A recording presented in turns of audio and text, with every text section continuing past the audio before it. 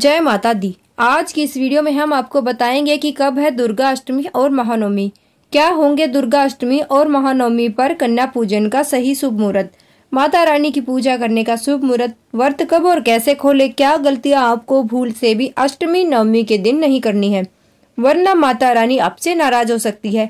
यह सब जानना है तो वीडियो अंत तक देखें।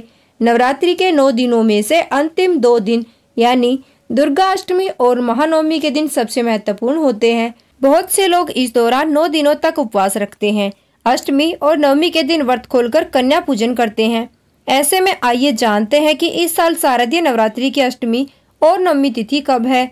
इस साल शारदीय नवरात्रि में महाअष्टमी 11 अक्टूबर 2024 को है। इस दिन संधि पूजा भी की जाएगी। इसके बाद नवमी तिथि लग जाएगी। इस बार शारदीय नवरात्रि में सप्तमी और अष्टमी एक ही दिन है, जो 10 अक्टूबर को है।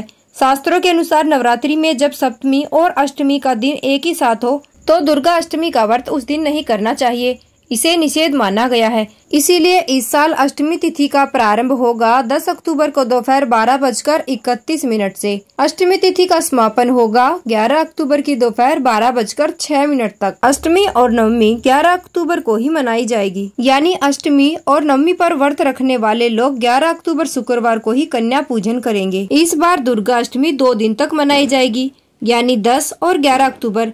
इसीलिए आप 11 अक्टूबर को ही अष्टमी व्रत रखने के साथ साथ 11 अक्टूबर को ही कन्या पूजन कर सकते हैं। नवमी तिथि प्रारंभ होगी 11 अक्टूबर की दोपहर 12:06 से। नवमी तिथि का समापन होगा 12 अक्टूबर की सुबह 10:58 पर।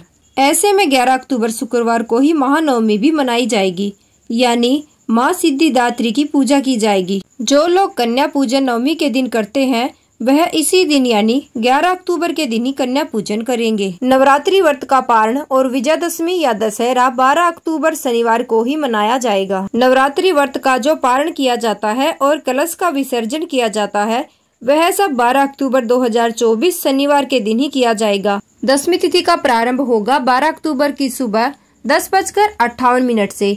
दशमी तिथि का समापन होगा 13 अक्टूबर की सुबह 9:08 तक। आइए अब जानते हैं अष्टमी और नवमी की पूरी पूजा विधि। इस दिन सुबह जल्दी उठकर स्नान करें, फिर पूजा के स्थान पर गंगा जल डालकर उसकी शुद्धि कर ले। घर के मंदिर में देसी घी का दीपक प्रज्वलित करें, फिर दुर्गा माँ को गंगा जल से अभिषेक कराएं।